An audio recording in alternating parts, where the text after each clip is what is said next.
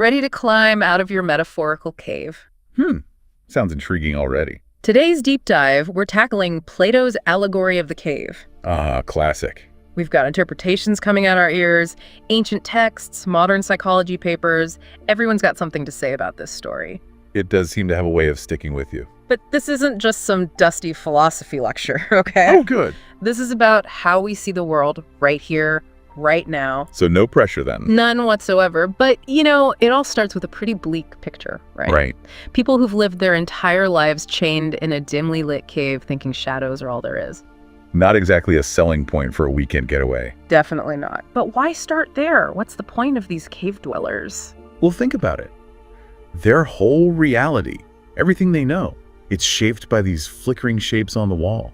Their news, their entertainment, their entire understanding of how things work. Makes you think about how much we rely on limited information these days too, doesn't it? Especially in the age of, curated feeds and instant news bites and all that. Right. Yeah. Makes you wonder, what are our shadows? What are we accepting is the whole picture when it might just be a carefully crafted projection? Okay, yeah, getting a little mind-bendy here, but I'm with you. So did these prisoners ever, question their shadowy existence? Well, that's where Plato throws us a curveball. One of them he actually escapes.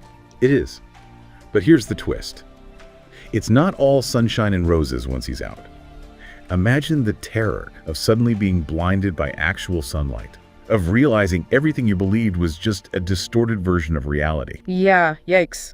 Talk about a rude awakening. That sounds more traumatic than enlightening, to be honest. Exactly. That's the thing. This part of the allegory, it's so often glossed over. We love a good escape story, but Plato's reminding us that real growth, confronting our deeply held beliefs, it's messy, it's painful, and it's rarely a straight shot to enlightenment. Okay, so no spoilers or anything, but I'm guessing this escapee doesn't exactly waltz back in and convince everyone to join him for a sunbathing session. You could say that. Imagine going back to that dimmed, comfortable existence after experiencing the vastness of the outside world. It's almost unfathomable. Wow, so this is about more than just ignorance then? It is. Think about a time you learned something that completely changed how you saw things. It's unsettling, isn't it? Definitely. And Plato's suggesting that sometimes we cling to those comfortable shadows, those pre-existing beliefs, because facing the unknown, even when it's true, is just too daunting. That's kind of bleak. So what's the point? Are we all just stuck in our own little caves? Bleak? Maybe. But also kind of a powerful call to action, don't you think? How so? Well, Plato's not saying we're doomed.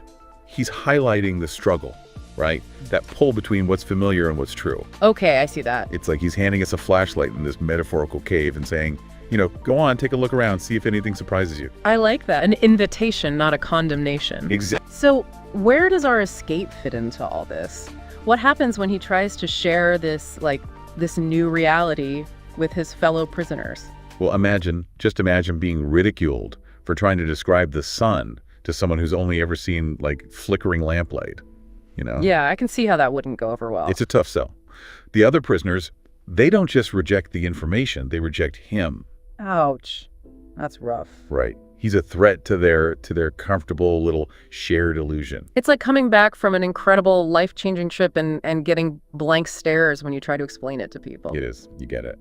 So how does Plato account for that kind of stubborn resistance? Is it just plain old closed-mindedness? Well, he actually dives even deeper into the human psychology of it all. Okay, interesting. It's not always malice, or even closed-mindedness, really. It's often about self-preservation. Self-preservation, huh? Yeah, because those shadows, they represent those beliefs we cling to even when they're incomplete because they make up the framework of our understanding. Right. And challenging that framework, it can feel like the whole world is falling apart. It's scary. I get that.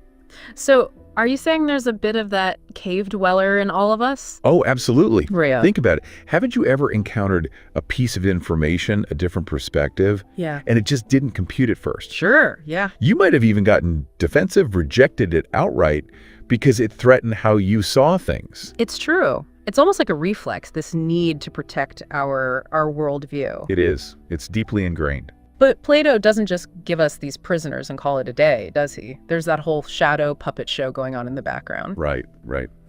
What did you make of those mysterious figures? Ah, yes. The puppet masters of the cave. They always creep me out a little. They're fascinating, aren't they? Yeah. Because they represent those external forces that shape our perceptions without us even realizing it. Ooh, okay. I'm listening. Think about the media we consume, the cultural narratives we buy into, even the subtle biases and the algorithms that curate our online experiences. It's everywhere. It's like we're all part of this giant puppet show and we don't even realize there are strings being pulled. It's unsettling, to say the least. It is. And here's the thing. It's not always malicious. Those shadow casters, they could be operating with the best intentions, even believing they're acting in the prisoner's best interests. Really? It's that age-old problem. Good intentions don't always equal positive outcomes, do they? That's true. That's true. Okay, so we've got layers upon layers of metaphor here. We've got the prisoners, the escapee, the shadow casters. It's giving conspiracy theory, but also like deep, deep philosophical truth. Where do we even begin to apply this to our own lives? That's the beauty of this allegory, isn't it? Yeah, I suppose. It's not about giving us a checklist of caves to avoid or shadows to dismantle. It's about cultivating a mindset of questioning, of digging beneath the surface of our own assumptions. So it's less about like finding the truth and more about the ongoing process of seeking it. Exactly. Yeah. And being brave enough to sit with the discomfort of having our worldviews challenged, even dismantled. Yeah, it really is a process, isn't it? Like that old saying, the more you learn, the more you realize how much you don't know. It's very true. It's humbling, but it's also exciting at the same time, you know? Oh, absolutely. So where do we go from here? How do we as listeners take this ancient allegory and actually apply it to our modern kind of messy lives? Well, I think it starts with recognizing our own caves. You know, those areas where we might be clinging to comfortable narratives, even when they don't quite line up with reality. Yeah. I feel that. And it could be anything, right? It could be our political beliefs, sure, our personal relationships, even the way we consume information. It's easy to get stuck in a rut. So it's about being honest with ourselves, about identifying those potential blind spots. What are some telltale signs that we might be stuck in a metaphorical cave? Well, I think one big one is that resistance to new information we were talking about earlier. Right. If you find yourself immediately dismissing something that challenges your worldview, yeah, that's a good sign to just pause for a second and examine why. Is it because the information is genuinely flawed, or is it because it's threatening that comfortable narrative you've built for yourself? Yeah. It's like that feeling when you read a headline and you immediately know based on the source whether you're going to agree with it or not. Exactly. We've all been there, right? Yeah. But it's not just about recognizing the problem, is it? Yeah. Plato's allegory, it suggests there's a way out of the cave. What does that escape look like in our own lives? Well, I think it's about cultivating that spirit of curiosity. Okay. Of seeking out diverse perspectives, yeah, even if they initially make us uncomfortable. It's harder than it sounds. It is. It takes effort. It's about asking questions, challenging assumptions, and just being open to the possibility that our current understanding might be, well, a bit shadowy. A bit shadowy, I like that. Right. So it's an ongoing process, not a one-time fix. It's about constantly questioning, learning, evolving. I like that. Yeah. Makes the journey feel less daunting and more like an adventure. Exactly.